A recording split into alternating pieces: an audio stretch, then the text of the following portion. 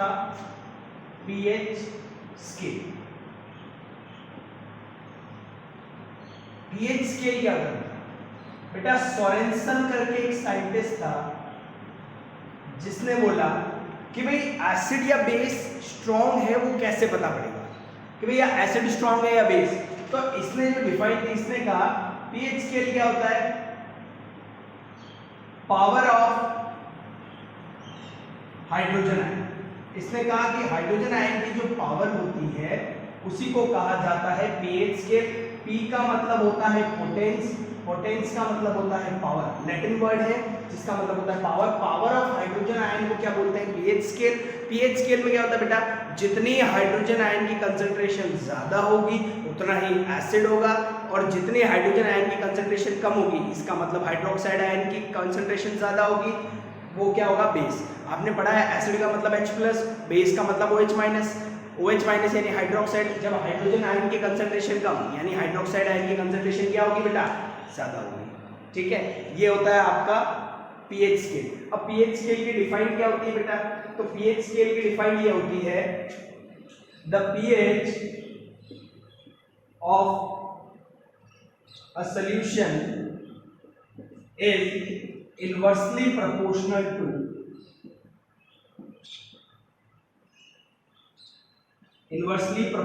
To concentration of hydrogen.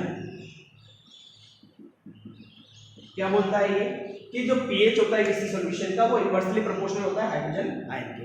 अगर hydrogen ion की concentration ज्यादा है इसका मतलब पीएच कम होगा। भाई pH inversely proportional to 1/H+। इसका मतलब क्या होता है? इनवर्सली का मतलब ये होता है कि एक चीज अगर बढ़ रही है तो दूसरी ऑब्वियसली क्या होगी? कम होगी। इनवर्सली एक चीज बढ़ाते हो तो दूसरी कम होगी, और डायरेक्टली में क्या होता है? दोनों एक साथ बढ़ती है। अगर ये बढ़ेगा तो ये भी बढ़ेगा। यहाँ पे इनवर्सली प्रोपोर्शनल है यानी H+ की आयन कंसंट्रेशन बढ़ रही है, इसका मतलब एसिड में H+ ज्यादा होते हैं तो इसकी कंसंट्रेशन बहुत ज्यादा होती है, जिसके कारण इसका पीएच क्या होता है? बहुत कम होता है। पीएच कम होने का कारण क्या है? Concentration of hydrogen. इन्होंने पीएच का कारण क्या दिया बेटा? Concentration of hydrogen ion. अब इन्होंने बोला कि पीएच स्केल की define the strength of acid and base is measured on a scale from 0 to 40 is called as pH। pH scale क्या होता है बेटा? pH स्केल का मतलब होता है कि एसिड और बेस की स्ट्रेंथ एक स्केल पे मेजर करते हैं 0 से 14, उसको कहा जाता है पीएच स्केल। अब होता क्या है? 0, 7, 14, ये पूरी पीएच स्केल होती है। ठीक है, बॉक्स बना देता हूं मैं। यहां पे जब अपन इस साइड जाएंगे पीएच कम होगा तो एसिड क्या होगा? इंक्रीज होगा, और इस साइड जाएंगे तो क्या इंक्रीज होगा? बेस। यानी जितना नंबर कम है उतना स्ट्रॉन्ग एसिड है, जितना नंबर ज्यादा है उतना अच्छा बेस है। ठीक है, यहां की बात करें तो हाइड्रोजन आयन की कंसंट्रेशन क्या होती है बेटा? इंक्रीज ऊपर की तरफ। और यहां पे बात करें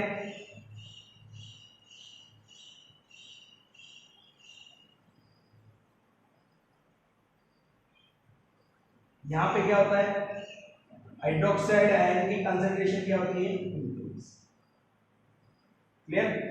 ऊपर जाओगे तो H+ की कंसंट्रेशन इंक्रीज होगी क्योंकि बेस में H+ सबसे कम होगा और एसिड में सबसे ज्यादा। यही उल्टा OH माइनस आयन के देखोगे तो एसिड में सबसे कम होगी और बेस में सबसे ज्यादा। और यहाँ पे कंसंट्रेशन क्या होगी? दोनों की सेम होगी, H+ भी सेम होगा और OH- भी क्या होगा? सेम, जिससे एक न्यूट्रल कंपाउंड बनेगा और उसका पीएच कितना होगा? 7। यानी न्यूट्रल जो कंपाउंड है उसका पीएच 7 होता है। 0 से 7 एसिड का होता है और 7 to 14 किसका होता है? बेस का। जितना पीएच कम उतना अच्छा एसिड, जितना पीएच ज्यादा उतना अच्छा बेस। क्लियर? बहुत सिंपल। अब देखते हैं भाई एसिड और बेस का पीएच कैसे फाइंड करते हैं। जैसे आपको 4 सैंपल दे रहे हैं, कितने सैंपल दे रखे बेटा? 4 सैंपल गिवन है, 4 सैंपल्स आर गिवन। ठीक, A, बी, सी और डी। एक का पीएच है 9, बी का पीएच है 6, सी का पीएच है 3 और डी का पीएच है। आपको पूछा स्ट्रॉन्ग एसिड कौन, तो पहले तो आपको ये पता लगाना है कि एसिड का पीएच कहां से कहां तक होता है, 0 से लेकर 7। अब यहाँ पे 0 से 7 में 2 डिजिट आ रही है, 6 और 3। मैंने कहा जिसका पीएच कम उतना ही अच्छा एसिड, यानी 3 क्या होगा, स्ट्रॉन्ग एसिड, और 6 क्या होगा, वीक एसिड। 6 वाला क्या होगा, वीक एसिड। ठीक, सी तो स्ट्रॉन्ग एसिड है और ये क्या होगा, वीक एसिड। अब बेस की बात करते हैं, स्ट्रॉन्ग बेस कौन होगा, बेस का बेटा होता है 7 से लेकर 14 तक। ठीक है, अब देखो 7 से 14 में 2 डिजिट आ रही है, 9 और 11। मैंने कहा बेस में उल्टा, बेस बढ़ता है, बी बी, जो बढ़ेगा वो बेस, यानी जिसका नंबर ज्यादा है वो बेस। एसिड का मतलब क्या होता है, एक्यूट। एक्यूट का मतलब क्या होता है, कम। एक्यूट अपने पढ़ा होगा वर्ड, एक्यूट एंगल जो होता है 90 डिग्री से कम होता है, यानी 7 से कम वाले सारे क्या होते हैं, एसिड, और 7 से बड़े, बड़े मतलब बढ़ना, बढ़ना यानी बेस। अब यहाँ पे 11 तो होगा स्ट्रॉन्ग बेस, और वीक बेस कौन सा हो जाएगा बेटा, ए।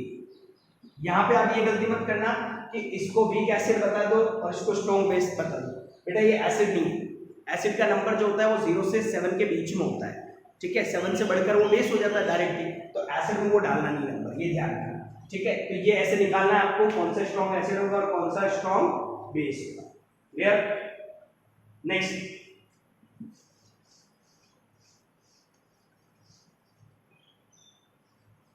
नेक्स्ट है हाइड्रोजन आयन की कंसंट्रेशन पे क्या फर्क पड़ेगा अगर आप उसको पानी डालते हैं। देखो एसिड में अगर पानी डालूंगा तो एसिड की जो स्ट्रॉन्ग है वो क्या हो जाएगा, वीक, यानी H3O+ हाइड्रोनियम आयन की कंसंट्रेशन हमेशा क्या होती है, डिक्रीज होती है जब वाटर ऐड करते हैं, चाहे बेस में करो या एसिड में। बेस में करोगे तो हाइड्रोक्साइड आयन कम होंगे और एसिड में करोगे तो हाइड्रोनियम आयन की कंसंट्रेशन क्या होगी, कम। ठीक है, इसके बाद आता है यूनिवर्सल इंडिकेटर। यूनिवर्सल इंडिकेटर क्या बोलता है कि बहुत सारे इंडिकेटर को मिक्स करके क्या बनाया जाता है, यूनिवर्सल इंडिकेटर। ठीक है, डिफरेंट डिफरेंट इंडिकेटर्स को मिक्स करके क्या बनाया जाता है, यूनिवर्सल इंडिकेटर। ठीक है, इसका पीएच वही होता है 0 से लेकर 14 तक। अब कलर होते हैं, क्या होते हैं, कलर आपने विबग्योर पढ़ा है। अब यहाँ पे देखिए ये जो 3 कलर होते हैं एसिड को शो करते हैं, ये 3 कलर बेस को शो करते हैं, और ये न्यूट्रल को शो करता है। यानी ग्रीन कलर किसको शो करेगा, न्यूट्रल को। एक पेपर आता है, ठीक है, उसको कहा जाता है यूनिवर्सल इंडिकेटर पेपर। ठीक, वो जो पेपर होता है पीएच पेपर जिसको कहा जाता है, ठीक, पीएच पेपर में आपको कलर से पता पड़ेगा कि कौन सा एसिड है या बेस है। आप कलर से बता पाएंगे। अगर येलो, ऑरेंज और रेड इन 3 तरह के कलर आते हैं तो एसिड है। सबसे स्ट्रॉन्ग एसिड कौन से कलर का होता है, रेड का, क्योंकि यूं जाएंगे भाई, अगर मैं येलो बोलूंगा तो गलत होगा, क्योंकि येलो के पास कौन है, ग्रीन, और ग्रीन न्यूट्रल होता है, यानी इसका पीएच, येलो जिसका पीएच है उसका ज्यादा पीएच, बहुत कम पीएच, मतलब 7 से 6 होगा या 5 होगा, ऐसा थोड़ी ना 1 होगा, 1 तो इस साइड होगा रेड पे। तो स्ट्रॉन्ग एसिड का पीएच क्या होता है, रेड कलर होता है यूनिवर्सल इंडिकेटर में। और स्ट्रॉन्ग बेस है तो उसका कलर क्या होगा, वायलेट। क्या कलर होगा, वायलेट। ठीक है, और न्यूट्रल कंपाउंड है तो उसका कलर क्या होता है, ग्रीन। न्यूट्रल कंपाउंड का कलर क्या होता है, ग्रीन कलर होता है, जिससे आपको पता पड़ जाएगा कि भैया एसिड कौन है, बेस कौन है और न्यूट्रल कंपाउंड कौन है। तो वो कलर से पता लगाते हैं उस पीएच पेपर से, जिसको कहा जाता है यूनिवर्सल इंडिकेटर। ये हो गया आपका यूनिवर्सल इंडिकेटर। अब पीएच की importance, what is the importance of pH in our daily life, ये सबसे important question.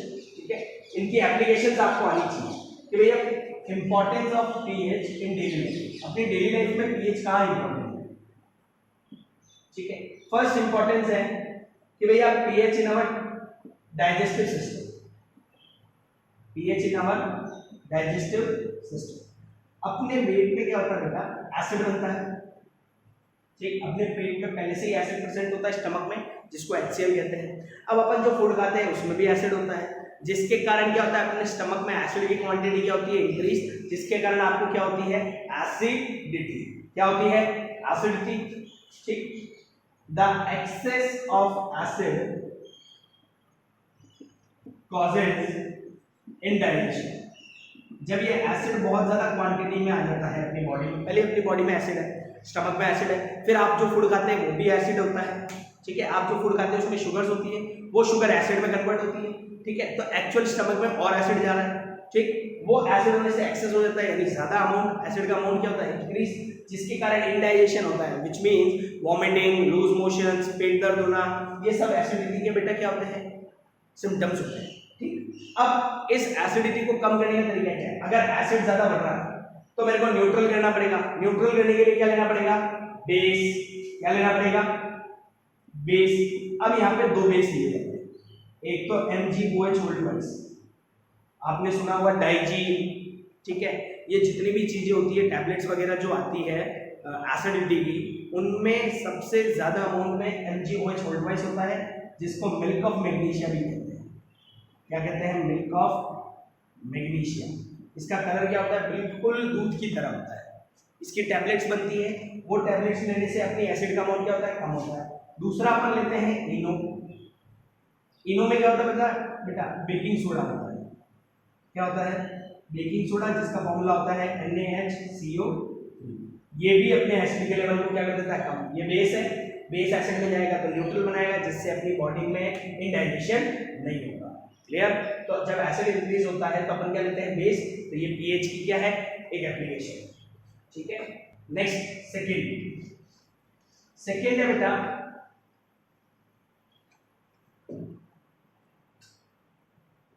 pH change causes tooth decay। अपने दांत का कमजोर होना या दांतों का टूटना, ठीक है, दांतों का कमजोर होना, झंझनाहट होना, ये सब किसके कारण है, pH चेंज के कारण। कैसे बेटा, अपन क्या करते हैं बेटा, अपना जो pH होता है, ठीक है, टूथ डीके कब स्टार्ट होता है, पहले बता दें। Tooth decay starts below 5.5 pH। pH जब 5.5 से नीचे आता है तो टूथ डीके स्टार्ट हो जाता है। इसका मतलब आपके दांतों में जो दांत गलने लग जाते हैं, ऐसा समझो, ठीक है, कमजोर पड़ जाते हैं, ठीक। तो ये स्टार्ट बिलो 5.5 पे होता है। अपन जो फूड खाते हैं, ठीक है, उसमें शुगर्स होती है, वो शुगर किसमें कन्वर्ट होती है, एसिड में, जिसके कारण अपने दांतों का पीएच क्या रहता है, लेस देन 5.5, जिसके कारण अपना टूथ डीके स्टार्ट होता है। तो इसको रोकने के लिए अपन क्या अप्लाई करते हैं, टूथपेस्ट। टूथपेस्ट क्या होता है बेटा, बेस। तो एसिड और बेस बनकर क्या बन जाते हैं, न्यूट्रल, जिसके कारण अपना टूथ डीके क्या हो जाता है, रुक जाता है, ठीक है। ये भी एक पीएच की क्या है, एप्लीकेशन है, ठीक। नेक्स्ट थर्ड है pH in plants and animals। अब प्लांट्स और एनिमल्स में भी क्या होता है बेटा, pH का एडवांटेज। अगर soil has less pH then the soil will be acidic। Soil क्या होगी बेटा, एसिडिक होगी। तो सॉइल जब एसिडिक होती है तो प्लांट की ग्रोथ नहीं होती। सॉइल जब एसिडिक होती है तो प्लांट की ग्रोथ नहीं होती। तो फार्मर्स लोग क्या करते हैं बेटा, बेस डालते हैं। बेस किस फॉर्म में, चॉक पाउडर की फॉर्म में डालते हैं, कैल्शियम कार्बोनेट की फॉर्म में डाल सकते हैं,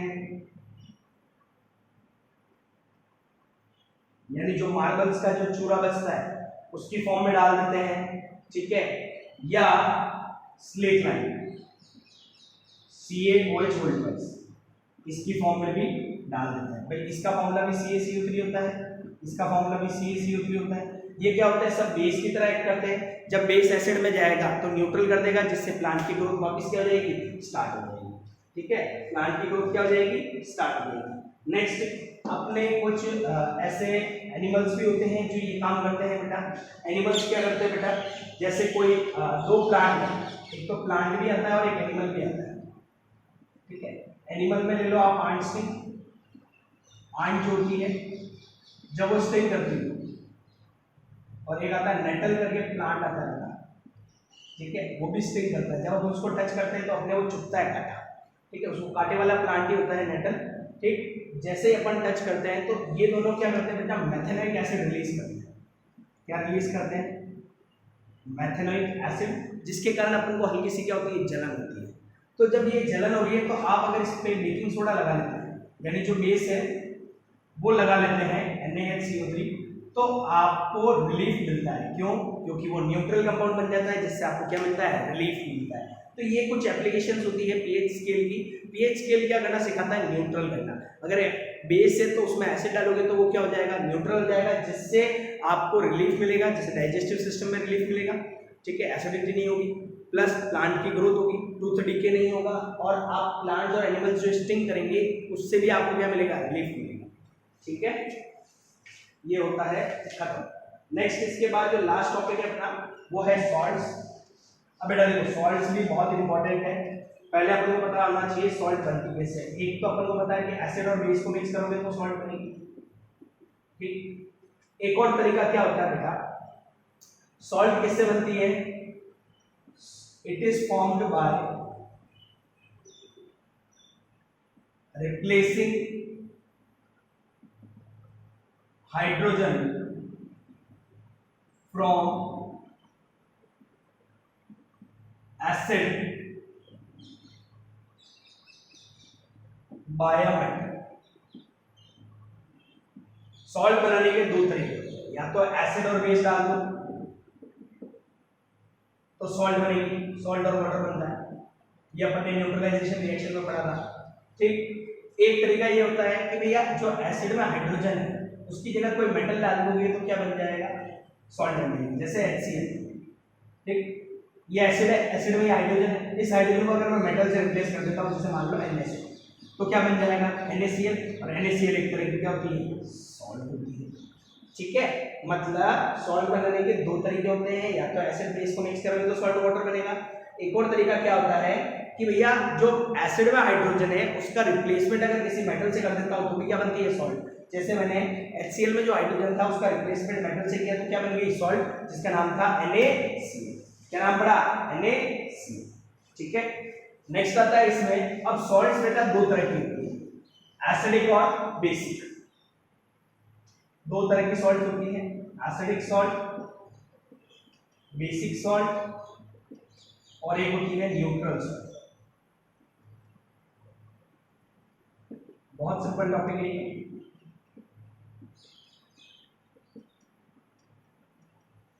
देखिए एसिडिक, बेसिक और न्यूट्रल। एसिडिक सॉल्ट क्या होती है, जिसमें क्या होता है, सॉल्ट बनाने का एक तो वो रिप्लेसमेंट वाला मेथड है, दूसरा मेथड होता है एसिड प्लस बेस, अपन उससे निकालेंगे, ठीक है। अगर एसिड स्ट्रॉन्ग है और बेस वीक है तो कौन सी सॉल्ट बनेगी, एसिडिक सॉल्ट। कौन सी बनेगी बेटा, एसिडिक सॉल्ट बनेगी प्लस वाटर बनेगा। भाई एसिड स्ट्रॉन्ग है, बेस वीक है, स्ट्रॉन्ग चीज वीक को मार देगी और खुद भी स्ट्रॉन्ग बनेगी, तो एसिडिक सॉल्ट कब बनेगी, देखो जो स्ट्रॉन्ग होगा उसकी सॉल्ट बनेगी। अगर एसिड स्ट्रॉन्ग है तो एसिडिक सॉल्ट, बेस स्ट्रॉन्ग है तो बेसिक सॉल्ट। अब जैसे यहाँ पे क्या होता है, एसिड तो वीक है, बेसिक सॉल्ट है, और बेस क्या होता है, स्ट्रॉन्ग, जिसके कारण कौन सी सॉल्ट बनती है, बेसिक सॉल्ट। कौन सी बनेगी, बेसिक सॉल्ट। न्यूट्रल में क्या होगा, या तो दोनों वीक हो, वीक एसिड और वीक बेस, या दोनों ही स्ट्रॉन्ग हो, स्ट्रॉन्ग एसिड और स्ट्रॉन्ग बेस। तो कौन सी सॉल्ट बनेगी, न्यूट्रल। कौन सी सॉल्ट बन जाएगी बेटा, न्यूट्रल सॉल्ट प्लस। अब आपको पता कैसे पड़ेगा कि एसिडिक बनेगी, बेसिक बनेगी या न्यूट्रल बनेगी, तो मैं आपको एसिड के याद करा देता हूं कि भैया स्ट्रॉन्ग एसिड कौन से, स्ट्रॉन्ग बेस कौन से, उनको छोड़ के सारे क्या है, वीक, जिससे आपको पता पड़ जाएगा कौन सी सॉल्ट न्यूट्रल है और कौन सी क्या है, एसिडिक, और कौन सी क्या है, बेसिक, ठीक है। स्ट्रॉन्ग एसिड बेटा तीन ही है, और स्ट्रॉन्ग बेस दो ही याद रखने आपको, NaOH, KOH। स्ट्रॉन्ग एसिड होते तीन, HCl, H2SO4 और HNO, ठीक। ये स्ट्रॉन्ग एसिड है, ये स्ट्रॉन्ग बेस है, ठीक है। बाकी इनको छोड़ के क्या है, वीक एसिड और वीक बेस। अब मैंने पूछा कि भाई Na2SO4 कौन सी सॉल्ट, एसिडिक, बेसिक और न्यूट्रल। तो यहाँ पे देखते हैं क्या Na इन पांचों में कहीं दिख रहा है? दिख रहा है बेटा, स्ट्रॉन्ग बेस है। क्या SO4 यहाँ कहीं दिख रहा है? दिख रहा है, स्ट्रॉन्ग एसिड है। स्ट्रॉन्ग एसिड और स्ट्रॉन्ग बेस कौन सी सॉल्ट बनाएंगे? न्यूट्रल।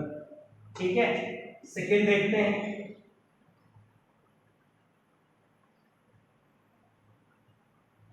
MgCl, क्या Mg इधर दिख रहा है? कहीं नहीं दिख रहा। क्या Cl दिख रहा है? हाँ दिख रहा है, स्ट्रॉन्ग एसिड है। तो स्ट्रॉन्ग एसिड, तो ये हो गया वीक बेस। भाई Cl कहां से आया? स्ट्रॉन्ग एसिड से आया होगा, और ये वीक बेस से आया होगा। इसका मतलब ये कौन सी सॉल्ट होगी? एसिड। कौन सी सॉल्ट होगी? एसिड। ऐसे पता लगाना आपको। अब न्यूट्रल के लिए, सॉरी बेसिक के लिए आपको बता देता हूं, NaHCl। अब देखिए Na कहीं दिख रहा है? दिख रहा है, स्ट्रॉन्ग बेस। HCO3 कहीं दिख रहा है? नहीं दिख रहा, यानी Na स्ट्रॉन्ग बेस है, यानी कौन सी सॉल्ट होगी? Basic salt. कौन सी सॉल्ट होगी? बेसिक। क्लियर? ये मेथड रहता है इनको बनाने का। नेक्स्ट, इसके बाद आता है बेटा सॉल्ट्स। अब सॉल्ट्स के कुछ कंपाउंड होते हैं, उनको याद करना है अपन को। ठीक है, फर्स्ट है भैया कॉमन सॉल्ट, जिसको अपन कहते हैं घर का नमक। जो अपने घर पे नमक आता है वो कॉमन सॉल्ट है, जिसको कहा जाता है सोडियम क्लोराइड। क्या कहा जाता है? Sodium chloride. ये अपने घर पे जो नमक आता है वो है सोडियम क्लोराइड। इसका फॉर्मूला होता है बेटा NaCl। ये बनती कैसे है भैया? NaOH आएगा HCl में, भाई एसिड और बेस, तो बनेगा NaCl प्लस H2। तो NaCl का जो मैन्युफैक्चरिंग का मेथड है वो यही है कि भैया HCl एसिड ले आओ, NaOH बेस ले आओ, तो NaCl बन जाएगा और वाटर बन जाएगा। ठीक है, अब ये क्या होती है बेटा? ये कहां से ऑब्टेन होती है? First it is obtain from sea. जो वाटर होता है उसमें सबसे ज्यादा अमाउंट में प्रेजेंट होती है। ठीक है, और सेकंड ये ऑब्टेन होती है, it is obtain from underground deposits, यानी अंडरग्राउंड में बहुत ज्यादा सॉल्ट प्रेजेंट होती है। तो ये दो मेथड से प्रोड्यूस होती है। पहले सी से ऑब्टेन होती है, सी में नमक होता है, पानी इसलिए खारा ही होता है। और दूसरा अंडरग्राउंड डिपोजिट से, ग्राउंड के नीचे जो होती है, जिसको अपन रॉक सॉल्ट भी बोलते हैं। ठीक है, ये अंडरग्राउंड डिपोजिट में भी स्टोर होती है। ठीक है, अब इनका यूज क्या होता है? यूज बहुत सिंपल,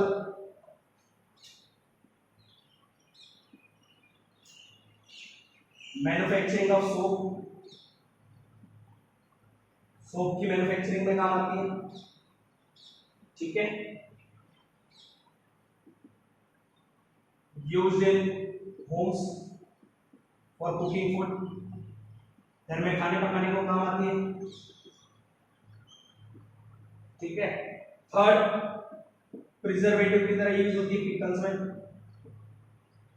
जैसे जब अचार डाला जाता है तो बहुत सारा नमक डालता है, ताकि क्या होगा उसमें फंगस नहीं है। पिकल्स में फंगस बहुत जल्दी लग जाती है अचार में, तो उसके लिए क्या डाल देता है? कॉमन सॉल्ट डालते हैं उसके ऊपर, वो प्रिजर्वेटिव की तरह काम करता है। इसकी तरह काम करता है प्रिजर्वेटिव, जो उसको क्या करता है? सालों तक सही रखता है।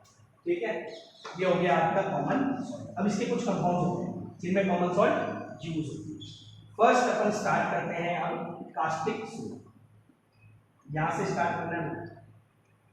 जब भी हमेशा ध्यान रखना, सोडा जब भी आता है इसका मतलब ये समझे कि भैया कास्टिक सोडा का पहले फॉर्मूला याद होना चाहिए, जिसको बोलते हैं NaOH, यानी सोडियम हाइड्रोक्साइड। तो कास्टिक सोडा होता है, उसका फॉर्मूला क्या होता है? Sodium hydroxide. ठीक है, पहली चीज। अब ये बनता किससे? तो आप जब भी सोडा पीने गए हो तो सोडा में दो चीजें कॉमन है, सॉल्ट और वाटर। सॉल्ट और वाटर। सॉल्ट डलेगी NaCl, भैया NaCl की हेल्प से ही बनता है। और वाटर, भाई सोडा जब भी पीने जाते हैं ये दो चीजें डलती है, सॉल्ट और वाटर तो डलता ही है।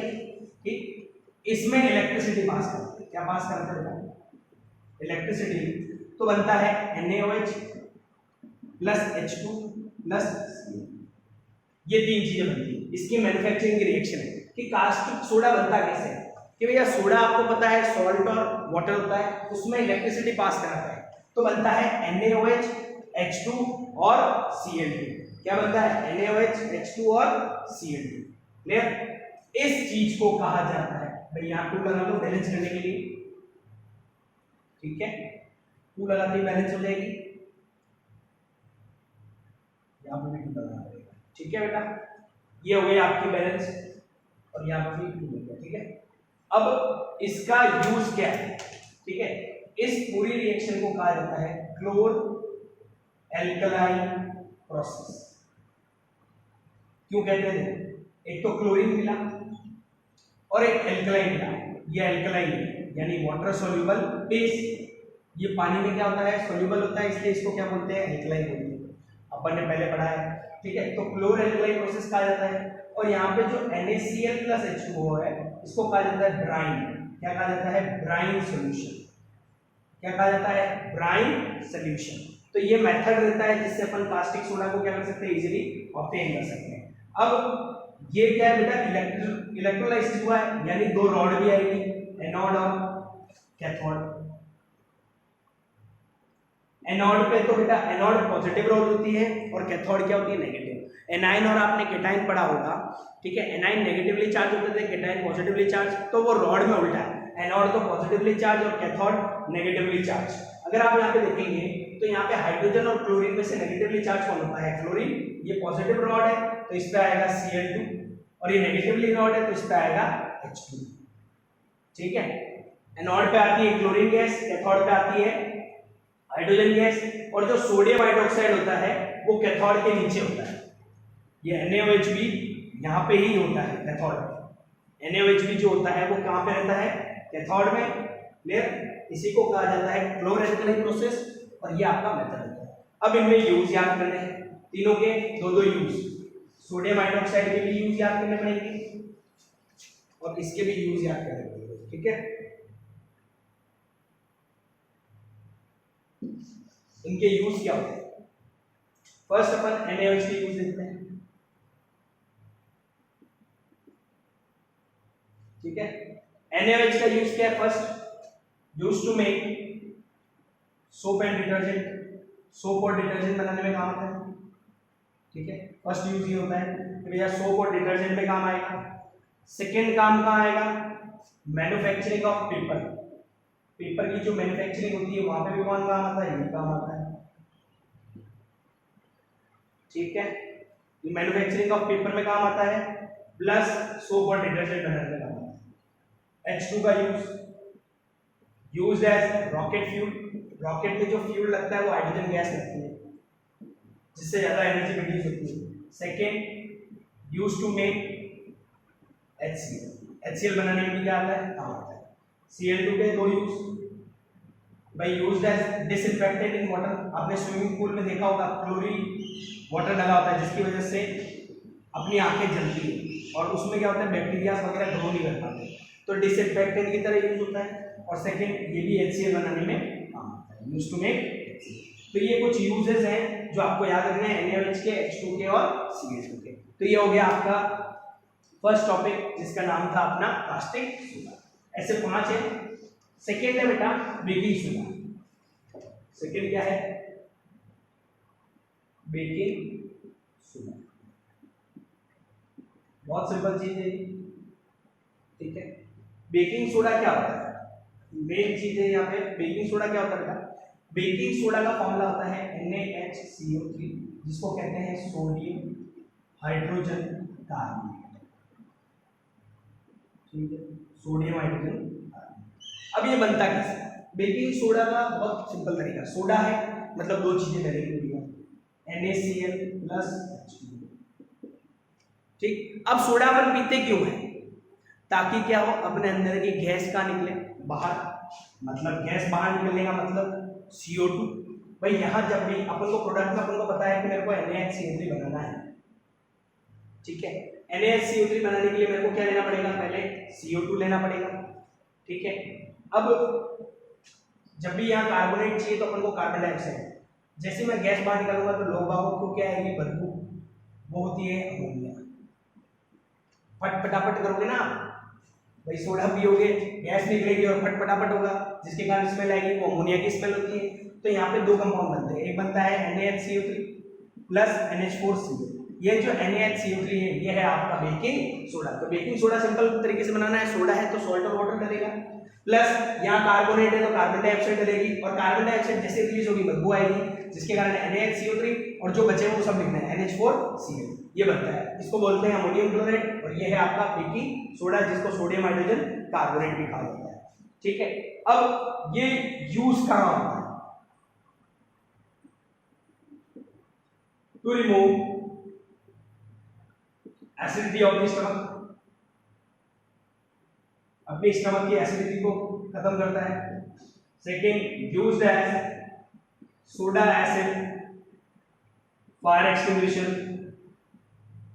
देखो बेटा, फायर आग बुझाने के लिए आपको चाहिए CO2। आग बुझाने के लिए क्या चाहिए? CO2, जो NaHCO3 होता है, ठीक है, NaHCO3। ये क्या करता है बेटा? जब भी ध्यान रखना, फायर एक्सटिंग्विशर में क्या होता है? हमेशा H2SO4 प्रेजेंट होती है। क्या प्रेजेंट होती है? एक एसिड की ट्यूब होती है। जैसे आप उसका लॉक ओपन करते हो तो वो ट्यूब फूट जाती है, जिसके कारण ये दोनों रिएक्ट करके, अब यहाँ CO3 है तो कार्बन डाइऑक्साइड तो ऑब्वियस बनेगी, प्लस H2O बनता है, प्लस एक सॉल्ट बनती है Na2SO4। ये कार्बन डाइऑक्साइड भी फायर एक्सटिंग्विश करने में काम आती है, ठीक है। तो बेकिंग सोडा प्लस एसिड एक गैस बनाते हैं कार्बन डाइऑक्साइड, जिसके कारण वो सोडा एसिड फायर एक्सटिंग्विशर कहते हैं। क्या कहते हैं? Soda acid fire extinguisher.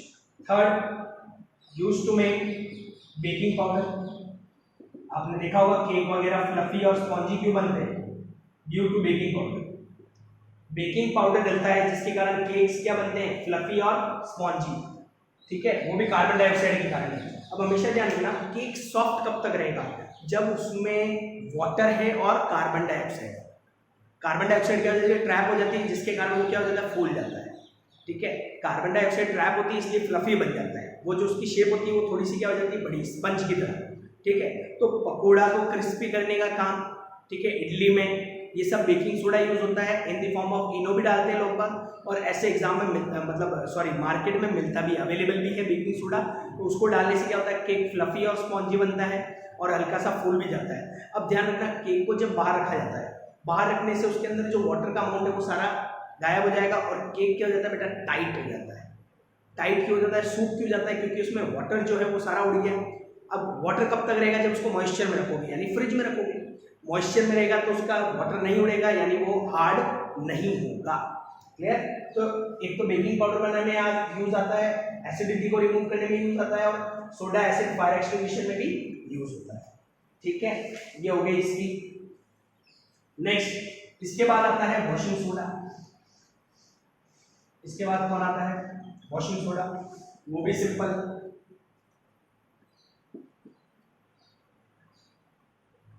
Washing soda का बेटा फॉर्मूला होता है Na2CO3.10H2। ये क्रिस्टलाइन सॉल्ट है, ठीक है।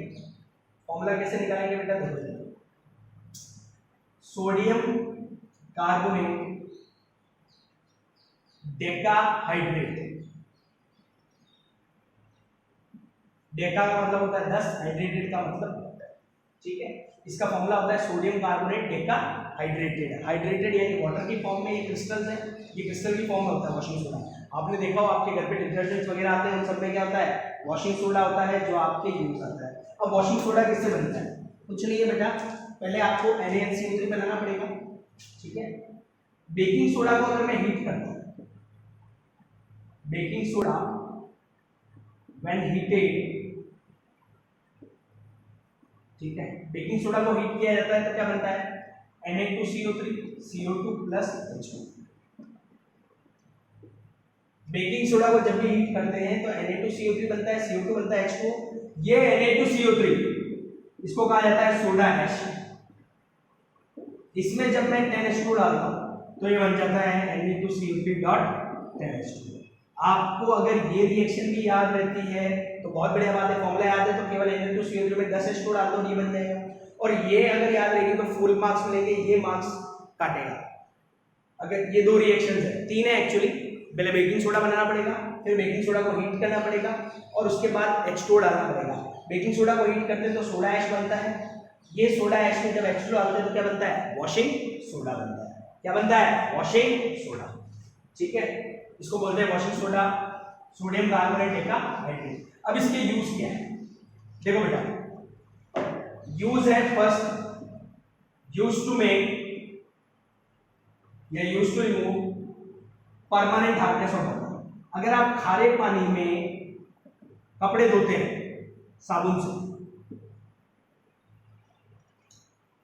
तो वो क्या हो जाता है बेटा, सफेद सफेद दाग हो जाते हैं कपड़ों पे, साफ तो होते नहीं है, प्लस सफेद सफेद स्पॉट्स हो जाते हैं। लेकिन उसी की जगह अगर मैं डिटर्जेंट से धोता हूँ तो वो सफेद स्पॉट नहीं होते, बिल्कुल कपड़ा साफ होता है। क्यों? क्योंकि उसमें क्या होता है, वॉशिंग सोडा होता है। वॉशिंग सोडा क्या करता है, वाटर की परमानेंट हार्डनेस को क्या करता है, रिमूव करता है, और उस वाटर को क्या बनाता है, सॉफ्ट। उस वाटर को क्या बनाता है, सॉफ्ट, जिसके कारण कपड़े इजीली धुल जाते हैं। ठीक है, आप खारे पानी में जब भी कपड़े वगैरह धोएंगे तो फोम भी नहीं बनता, फोम बनता है ना झाग, वो झाग भी नहीं बनते। क्यों नहीं बनते? क्योंकि वाटर इतना खारा होता है कि वो सोप उसको चेंज नहीं कर पाता। लेकिन डिटर्जेंट डालने पर वो वाटर क्या हो जाता है, उसकी परमानेंट हार्डनेस रिमूव हो जाती है, और जिससे बहुत सारे क्या बनते हैं, फोम्स बनते हैं। ठीक है, सेकेंड इसका यूज क्या होता है बेटा, सेकेंड ये यूज होता है एज क्लेंजिंग प्रोडक्ट, कपड़े वपड़े धोने में काम आता है। ठीक है, कपड़े वगैरह धोने में कौन काम आता है, यही तो काम आता है। ठीक है, third used as manufacturing of glass paper industry, glass और पेपर की इंडस्ट्री में भी इसका यूज आता है, वॉशिंग सोडा का। ठीक है, तो ये तीन यूज देते हैं वॉशिंग सोडा के, वेरी सिंपल। ठीक, नेक्स्ट आता है इसके बाद ब्लीचिंग पाउडर। नेक्स्ट क्या आता है, इसके बाद आता है bleaching powder, which is very simple.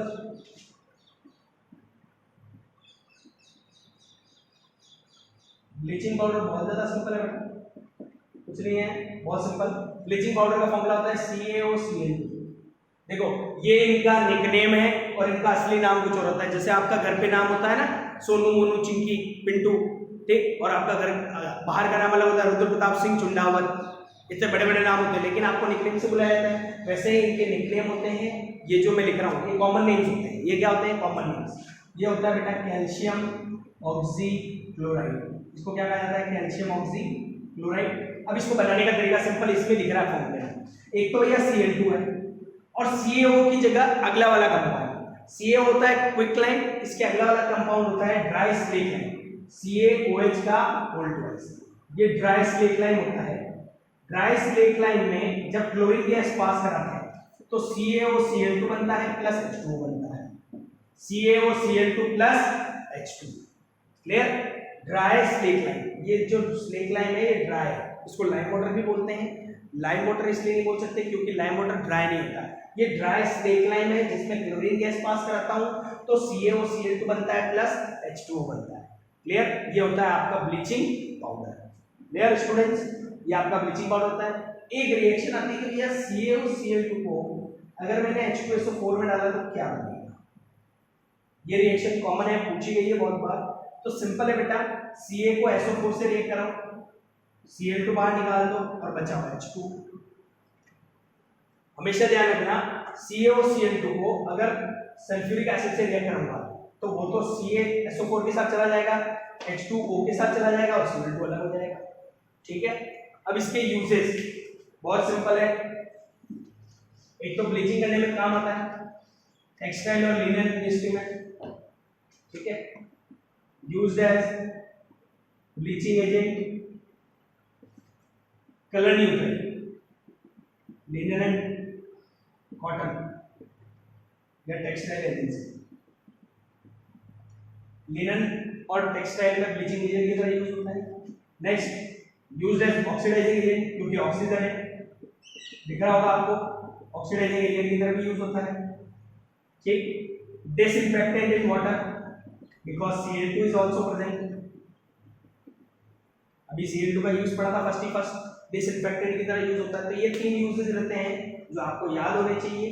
ठीक है, ब्लीचिंग पाउडर। देखो ब्लीचिंग क्या करता है बेटा, अपन क्या होते हैं जब सर्दी के कपड़े वगैरह लगते हैं तो वो क्या होते हैं, धोने पे सिकुड़ जाते हैं, श्रिंक होते हैं, जिससे उनकी साइज क्या हो जाती है, छोटी। अब उनको श्रिंक होने से बचाने के लिए अपन क्या ऐड करते हैं उसमें, ब्लीचिंग एजेंट, जिसके कारण वो श्रिंक नहीं होते, जैसी उनकी लेंथ है वैसे के वैसे ही रहते हैं।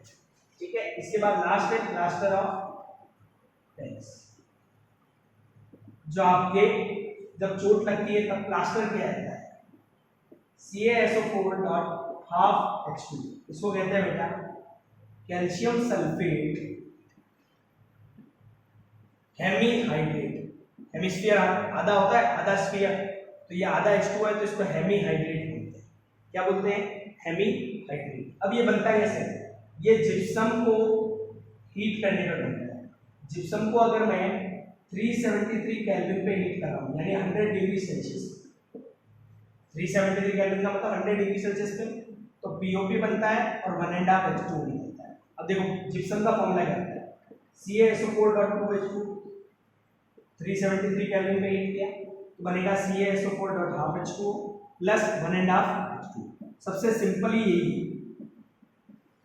सिंपल यही कंपाउंड है, कुछ नहीं करना है। CaSO4.12H2O फॉर्मूला याद है, हाफ की जगह 2 कर दो, 2 को 373 केल्विन पे हीट करूंगा तो हाफ प्लस 1.5 H2O बन जाएगा।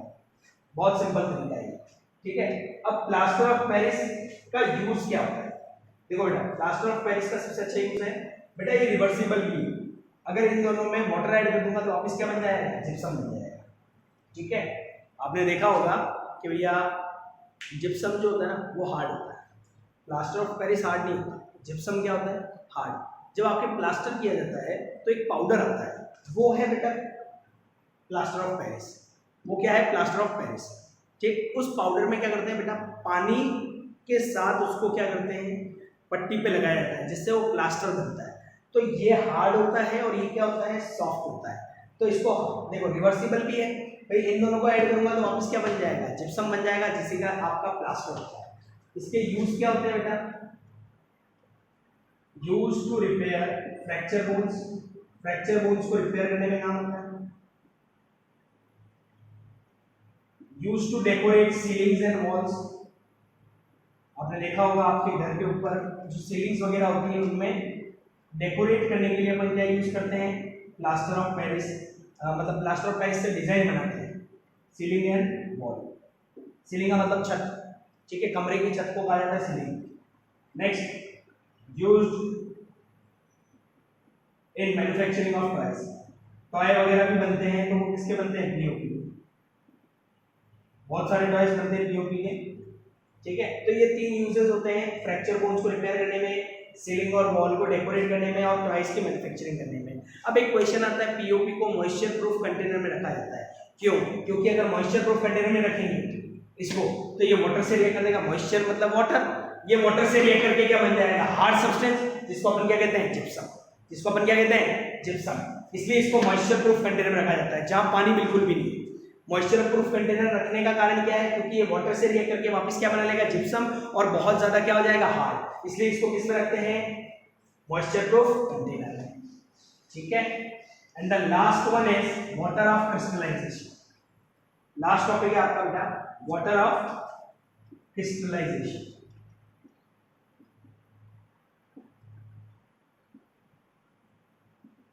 बहुत simple topic.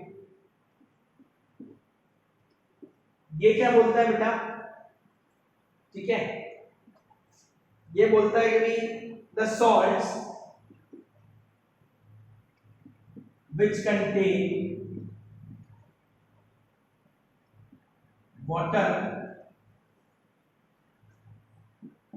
in the form of crystals, यानी जो सॉल्ट वाटर कंटेन करती है वो हमेशा क्रिस्टल की फॉर्म में रहती है, जिसको अपन बोलते हैं वाटर ऑफ क्रिस्टलाइजेशन। इसके एग्जांपल है बेटा CaSO4.5H2, ये डॉट की फॉर्म में रहती है, ठीक है।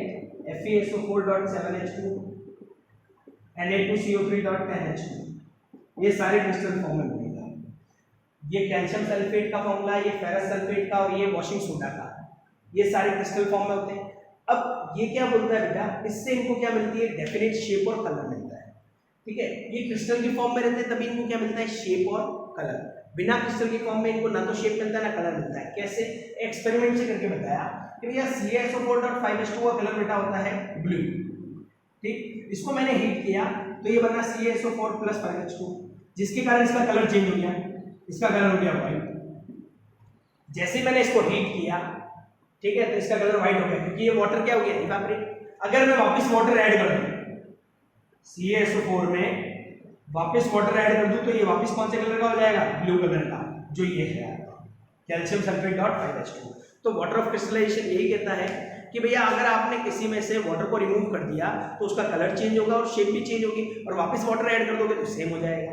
क्लियर? तो ये हो गया आपका चैप्टर नंबर 2 का रिवीजन वन शॉट में। बहुत इजी चैप्टर है, ठीक है, एक बार रिवाइज कर लीजिएगा। मैंने सारा एक एक टॉपिक पूरा कंप्लीट करा दिया है, ठीक है। और भी कोई भी प्रॉब्लम हो तो आप कमेंट बॉक्स में कमेंट कर सकते हैं हमारे चैनल्स के, ठीक है students. Like, subscribe and share our channel to your friends, relatives or those who need this channel, ठीक है students. Thank you so much.